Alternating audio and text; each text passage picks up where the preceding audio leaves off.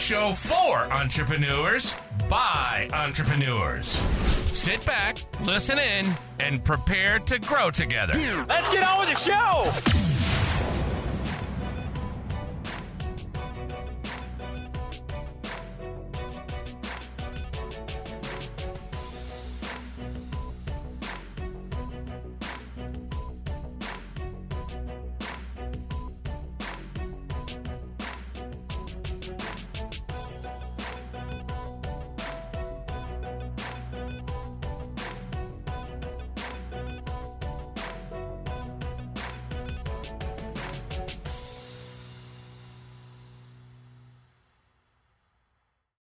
Welcome into a brand new episode of the Growth, Grit, Grind podcast. I think we took about a week off. We had some great guests that were lined up, and then we had a bunch of stuff going on. My name is DJ Shirley, and I started this podcast as an entrepreneur for other entrepreneurs. I am a podcast listener. I'm an audiobook fan. I'm just a lifelong learner. I love learning from other people who have gone before me, who are doing better than me, who are running agencies, who are running other small businesses. I think there's just so much that we all can learn from each other, from tips and tricks, things to avoid, mistakes we've all made, the challenges, the struggles. I think it's important for us to all hear that. We don't assume that we are in it alone, or we're that we're the only business owner going through it. Because the reality is we all have different hurdles and challenges, and they don't really stop as your business grows and as your business scales or you're getting it off the ground. Those challenges and those struggles may look different, but they feel the same. We all feel it. So I wanted to start this podcast as an encouragement, talking to other business owners and other entrepreneurs of, what can we do? How can we bring value? And this was something that, I wish there were more of these things around when I was, looking at starting our business and going into our agency, now almost 3 years ago.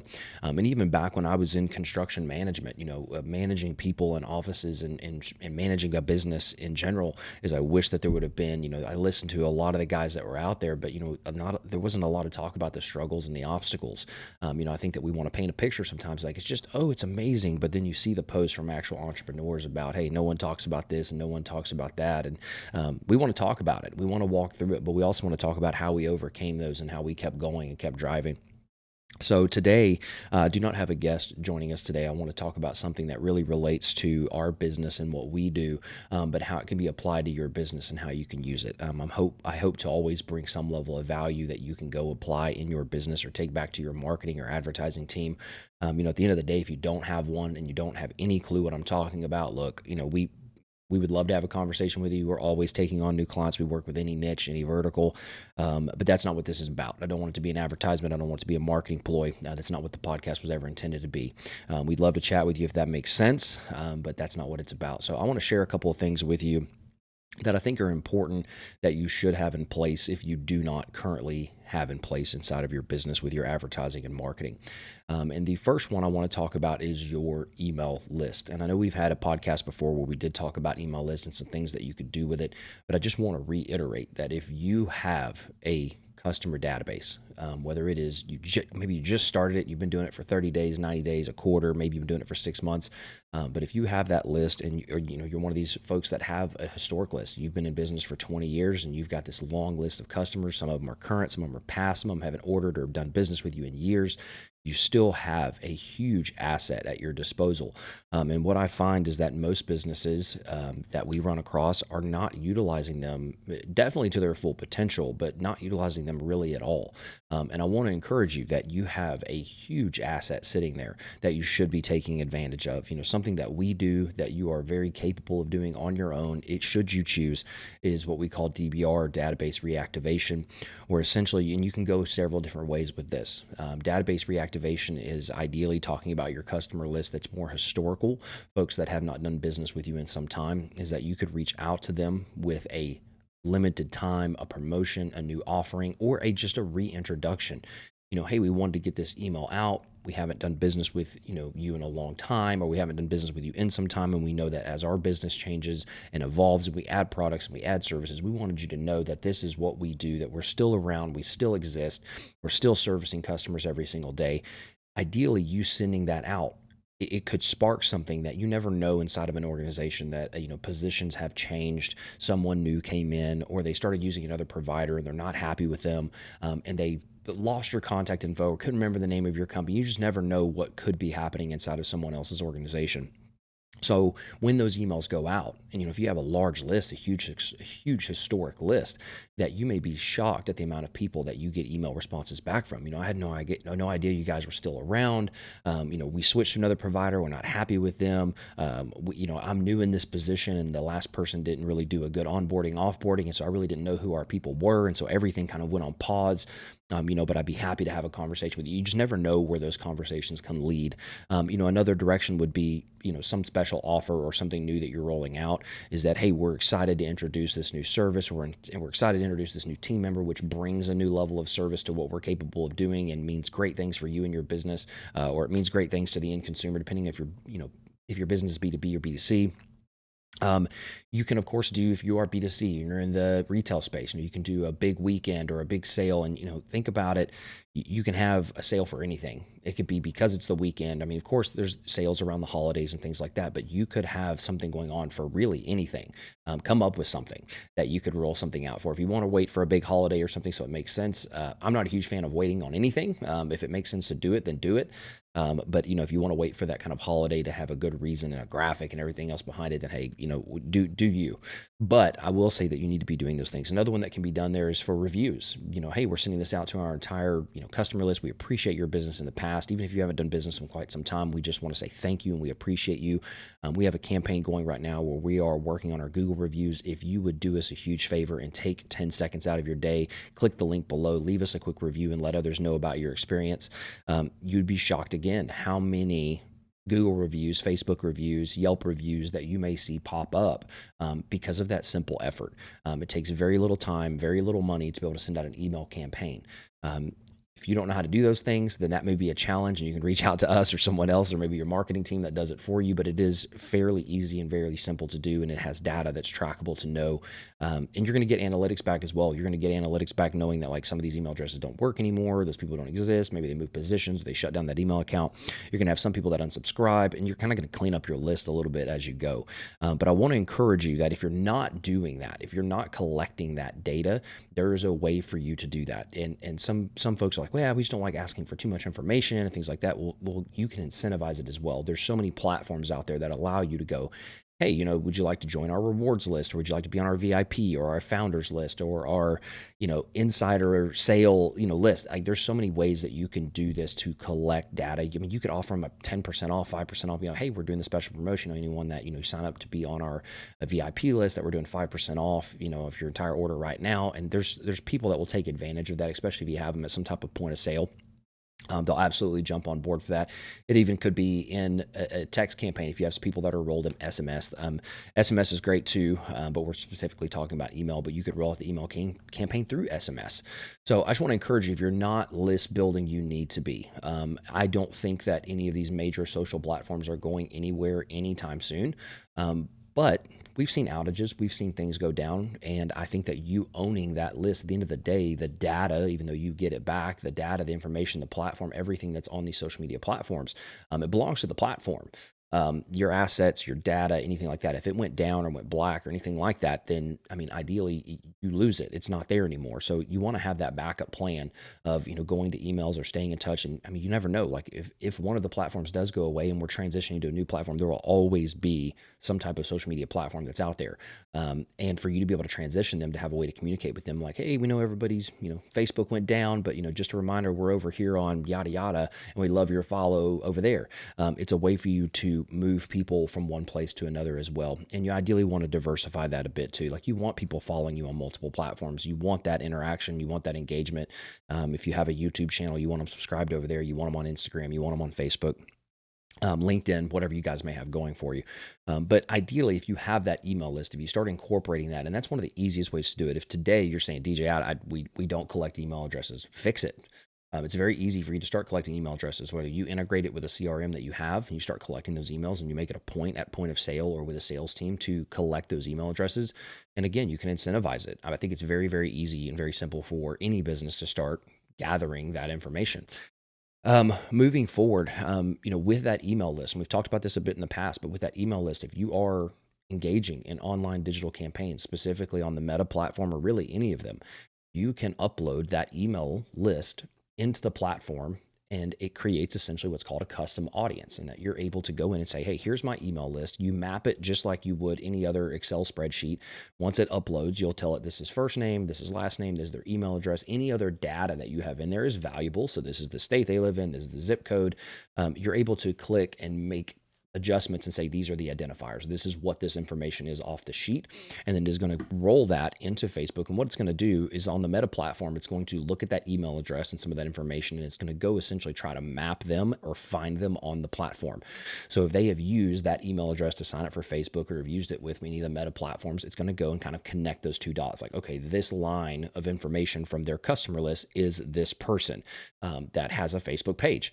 And what that does in its raw form is that you're able to now create targeted campaigns to those people. And that could be anything from you're running a sale, you're rolling out something new, you have a new offering. It could be the same campaign that you're rolling out through email. Hey, just wanted to let you guys know that we're still around and we're still servicing and we're still doing these things. So that same campaign could be duplicated on the Meta platform.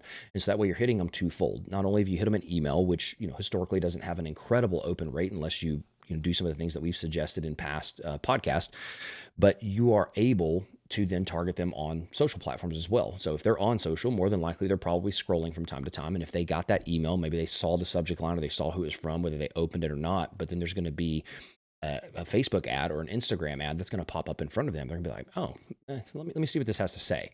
Or maybe they go back to the email at that point. So we're just trying to create some redundancy there, that they're seeing you multiple times. It's some brand awareness.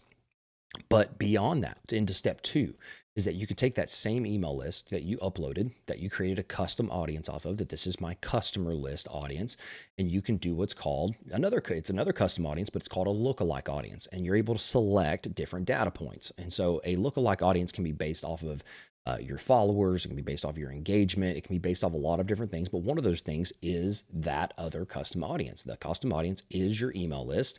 And let's say there's 1,000 people or 5,000 people on there. You can then create a second custom audience. It's called a lookalike audience, and say, I want you to go find, essentially in the simplest form, I want you to go take my list, and then I want you to scour your platform of users, and I want you to find me people who look like them.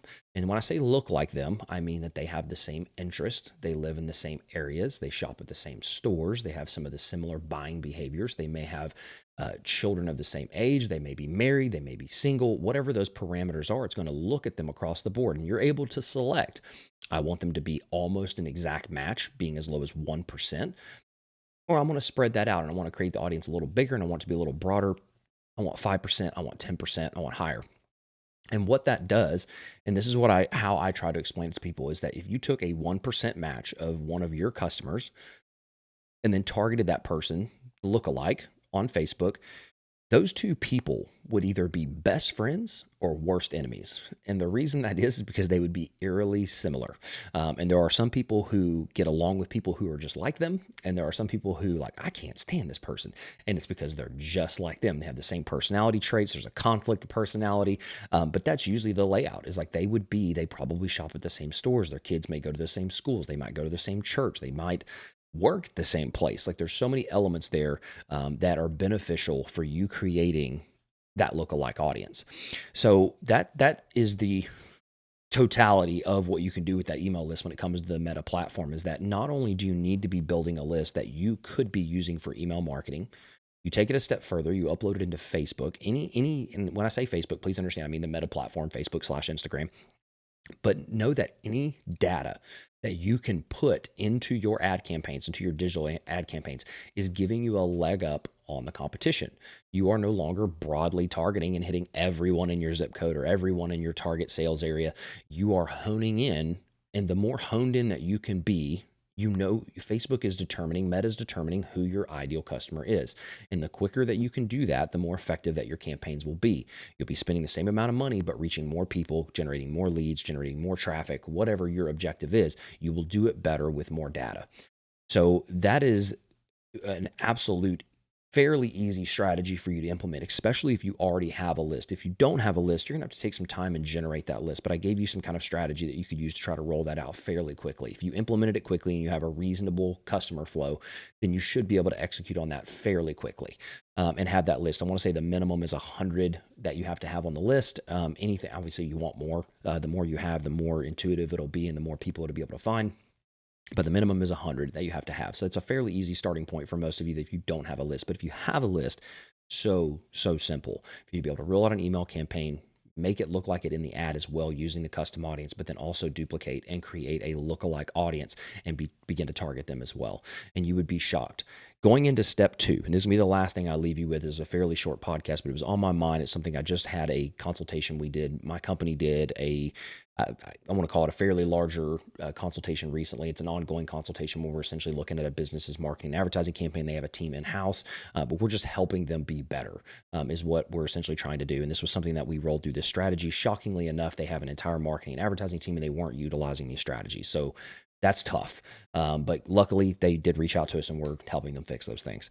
But me and my team sat back and looked at it, and we're like, what are the other strategies that they're not utilizing? And that's why I'm sharing it with you today. And one of those other strategies was the Pixel. And if you're not familiar with what the Pixel is, it's inside of the Meta platform. It is a piece of code that is installed on your website. So in its simplest form, the base code is installed in the header of your website. So if you're familiar with your website, the header is the top portion. It might be where your menu bar is, it might be where your logo is, but it's the very, very, very top portion. And it is separate from essentially the rest of the information on the page. Your header, in most cases, your header and footer in your website typically remains static, or it stays the same. It may look like it changes screens, and some of you may have websites where the header changes when you go to it, but most likely you have a header that is static. It stays the same, whereas when you switch from home to about us or contact us, like the information on the page changes, but the header and footer typically remain the same. You install that piece of code at the bottom of that header. And what happens is you can go back to Facebook or Meta, your platform, and you can go to your data sets, which is inside of your business manager side. And if you don't know, if I've already lost you, then talk to your marketing and advertising team or send them this link and let them listen to it or watch it. And worst case scenario, reach out to us and we'll try to help you figure it out. But you click on that data set, you go into it, and you'll see your pixel. You create it. It's very easy to create. You put it on your website. It's a copy and paste thing. If you have a website person, just give it to them. They'll know exactly what to do with it. You're able to go back to your data sets, click on that pixel, and you're able to see activity.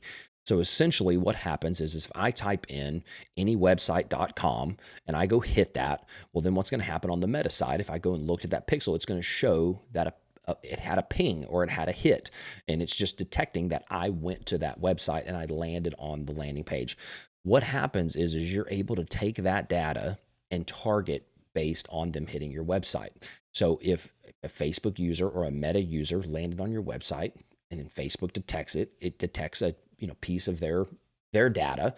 And then it detects that, oh, well, they're logged into Facebook, or they have a Facebook, or they have the browser tab open, or on their phone they have the app. Like, they're able to kind of cross connect. It's a little bit of the kind of wizardry on the back end of Meta. And some people might call it scary or anything else, but this is all permissions that you gave it, is that you can go over and then deliver an ad to them. So if they were already on your website and they were already shopping, or they were already interested, or they wanted some information, they scrolled around for a bit and then kind of bailed, they didn't click contact, they didn't fill out your lead form, they didn't go through the funnel, whatever it is that you can then deliver them an ad over on the Meta side on Facebook or Instagram. And they're going, you know what, I do need to kind of go back and look at that, or I did want those shoes, or I did need that consultation, or I am looking for a new CPA, or I do need a plumber right now. They're going to ideally click on that. Maybe you have a lead form on Facebook at that point. Maybe there's an additional offer that appears to them where they didn't bite on your website, but maybe there's and it depends on what your business is and what you're offering. But like for us, for example, if someone lands on my website, scrolls around, and then they go back to Meta platform, I may deliver to them like a cheat sheet or a how-to guide, or maybe a link to this podcast or something along those lines where I want to build value. Our company is truly, we want to be an asset to businesses that are out there. We don't want to feel like a burden. We don't want to feel like we're useless to them or that they could do it all themselves. Like, we want to truly feel like a partner in every single client that we take on. So if I start our relationship by delivering value and not asking for anything, then more than likely they're going to take that information and go, man, this guy just laid it down. Like, he showed us how we could execute it, but we don't want to. We would rather hire him. So after they take that free piece of information, then the likelihood that I'm delivering them another ad, or they're going and messaging us, or going back to our website, filling out a form, is fairly high.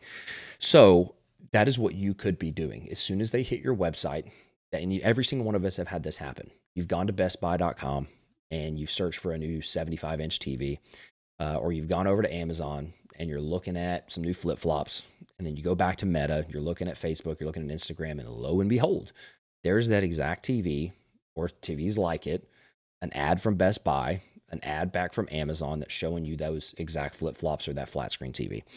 And that's essentially what they're doing, is they have tracking code that is built in there to detect that you landed. So going a step further with the Pixel is you can get very, very detailed with the Pixel.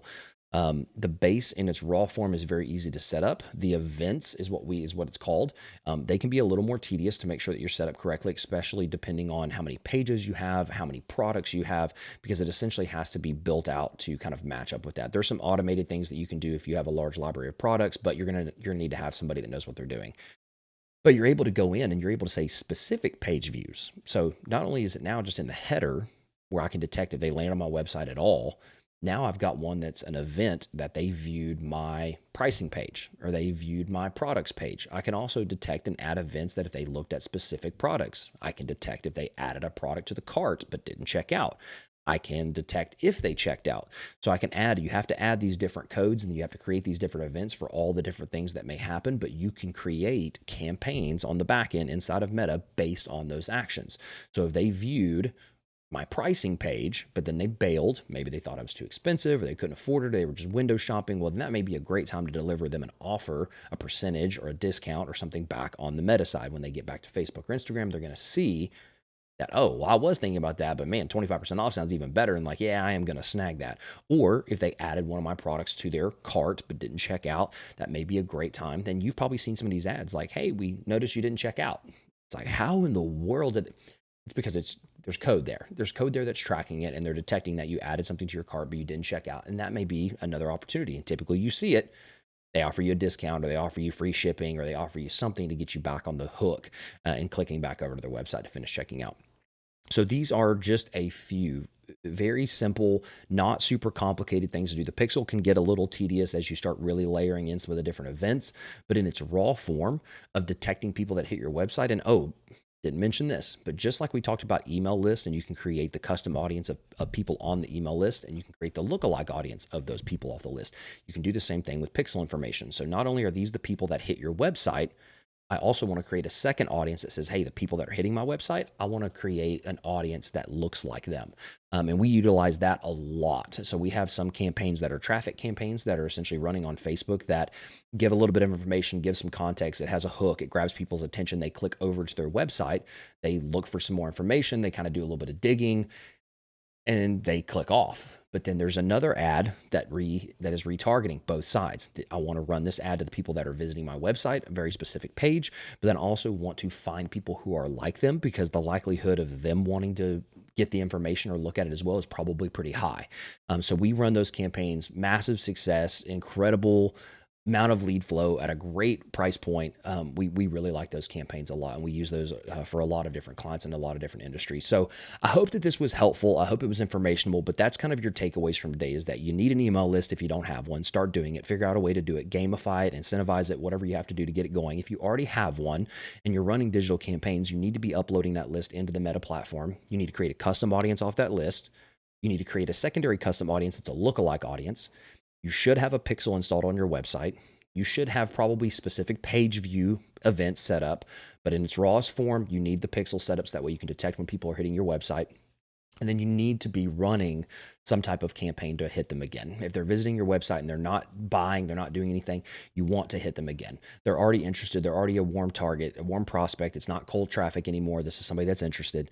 You need to be running a campaign that is hitting that Pixel traffic as well. So guys, I hope this was helpful. If you're watching on YouTube, we'd love for you to like, we'd love for you to subscribe, stay around, hang out. If you watch one of the short videos over on TikTok, hey, hop over to YouTube, give us a subscribe over there. We'd love to have you over there. If you're listening on audio, we'd love a review. I appreciate all of you listeners that are listening on the audio side. And we will see you guys next time. We're setting up some new guests and I'm excited about them. And so you guys have a great rest of your week and we'll see you soon. Thank you for tuning in. If you're watching on YouTube, hit that subscribe button. If you're on audio, we'd love your follow. If you'd like to be a guest, head up www.speakloudmedia.com/GGG podcast and fill out our guest form. Thanks again for tuning in.